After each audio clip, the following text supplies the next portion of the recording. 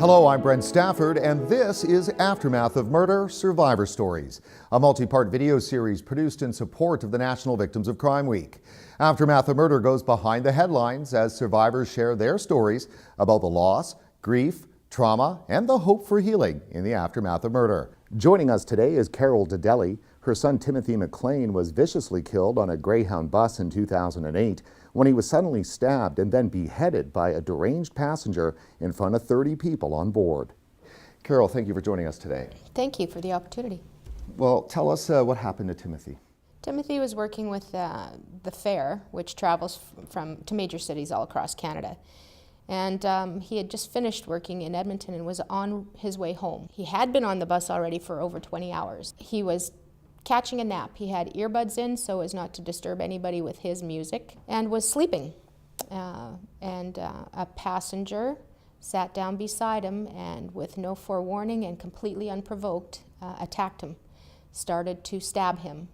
The first two wounds were very severe to the neck and upper chest, but in those first two blows, the adrenaline kicked in and Timothy jumped up out of his seat, placed himself over the killer, and ended up in the aisleway, where the killer focused his attention on my son and proceeded to continue to stab him well over 100 times, decapitated him, cut off everything that could be cut off of him, consumed his eyes, and a third of his heart muscle. Cannibalism. Cannibalism. That would be the reason that it was worldwide, international headlines. The gruesomeness of it all was horrific, to say the least. We had heard all day long about this event having happened, and then I heard that it was so close to where I lived. And then 24 hours later, we were told that it was my child.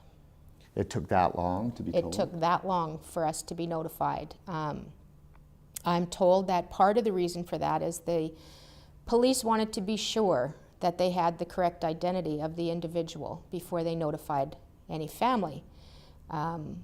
Timothy's body was so severely and horribly desecrated that they could not identify him by his very identifiable tattoos. It took a lot of time to make a lot of things happen in this case, including there was a period of time there where the RCMP just stood by and watched what was happening? There were police officers on the scene from about 10 minutes into the attack, and the preceding standoff took about 4 hours and 48 minutes that the RCMP took to assemble their task force, show up on the scene, and then stood by and did nothing for 4 hours and 48 minutes while this man ravaged my son's body and cannibalized my child.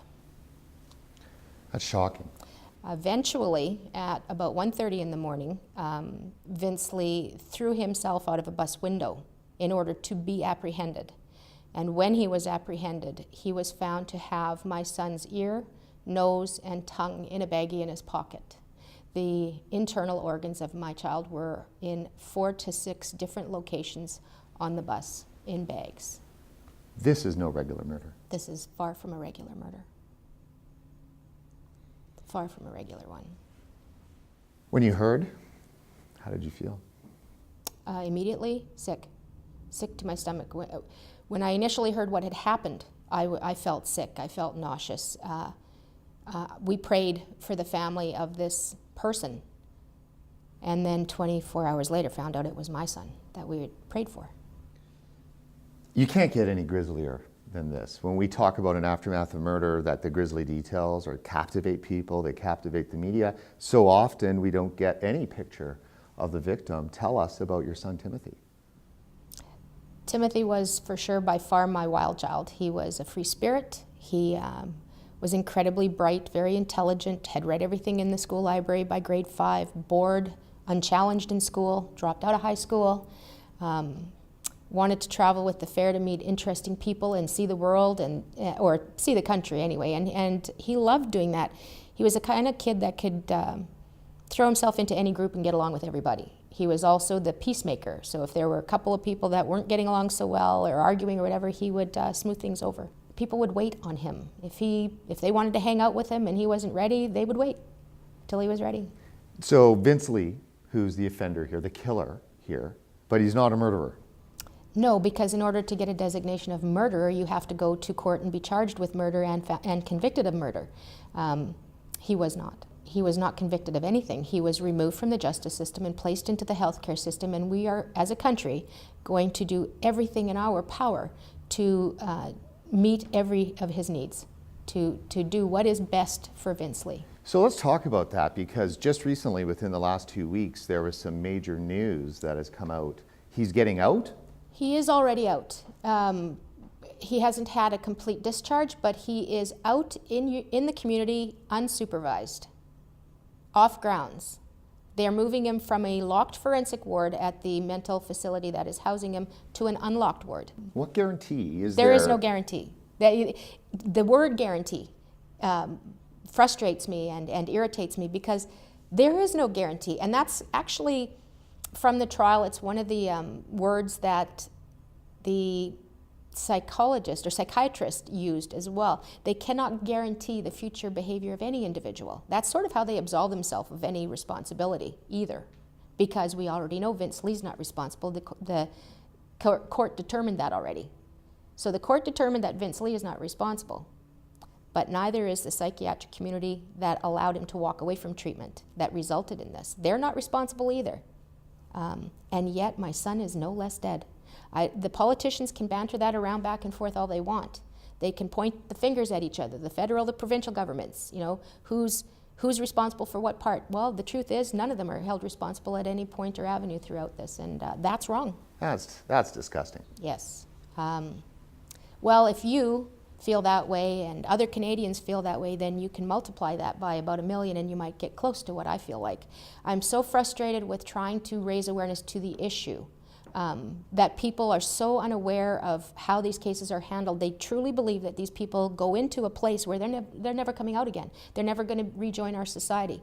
I will tell you right now, the system is hell-bent and focused on rehabilitating and reintegrating that individual back into our society. What you need to understand is this man suffers from paranoid schizophrenia. It is incurable and it is a lifelong illness. It is medication dependent. In Canada, we have no legal mechanism that would require him to continue treatment after release with no criminal record. He'll have the freedom to cross borders. And when he does cross borders, any border, provincial or into the States, wherever he wants to go, when he does cross a border, his mental health diagnosis will not follow him. So literally, he's gotten away with this. Well, yeah. So how have you handled your grieving process during the time? I'll let you know when I start it. I haven't had opportunity really to do that. Timothy died in 2008, and since that time, we've attended the trial and 6 review board hearings already. And I'd like to clarify what a review board is. A review board is simply a board that sits to review the offender's mental status. That is it. The crime itself is not discussed. We're not allowed to talk about the index offense, which is how they refer to the slaughter of my child. Index offense? Index offense, so as not to offend the offender in his treatment. I have an opportunity to submit an impact statement, a victim's impact statement, and they have the opportunity, they being the defense attorneys and the Crown, whoever, has the opportunity then censor it so that we don't upset the treatment of the afflicted individual. There's been a lot of things that you've had to deal with that are not normal, but murder is not normal for anybody. No. There are people out there in organizations that can help. Have you received help, and how helpful was the help? Yes, I did. I sought some help out. When this first happened, we were given a list of organizations and groups that we could contact, and mental health care professionals that we could access. And bear in mind, you know going in that you're only going to have maybe 4 to 6 visits with this person. I chose to go with a spiritual counselor through my Aboriginal elder, which I found extremely helpful and was what I needed. She has remained open to that 24 hours, 7 days a week, whether she's being paid or not, which I certainly wouldn't get from the more traditional psychiatric help. I joined several different victims groups and organizations, MOVA being one, Manitoba's Organization for Victims Assistance. I sat on their board for a while. I found, though, that with my advocacy work for Not Criminally Responsible, trying to raise awareness to the issue, I just didn't have the time or energy to put my focus with another group. So yeah, my advocacy work is kind of what's been keeping me getting out of bed every day. It sounds like a life mission for you. It is absolutely a life mission. If I can prevent one other family from having to go through what myself and my family have experienced, then it will be a well-fought fight and a worthy one. If you or someone you know has experienced a loss through homicide, go to the Manitoba Organization for Victim Assistance website at mova.ca to find available resources and information on homicide support. If you are interested in volunteering or to make a donation, please visit the website or call the numbers below. This has been Aftermath of Murder Survivor Stories.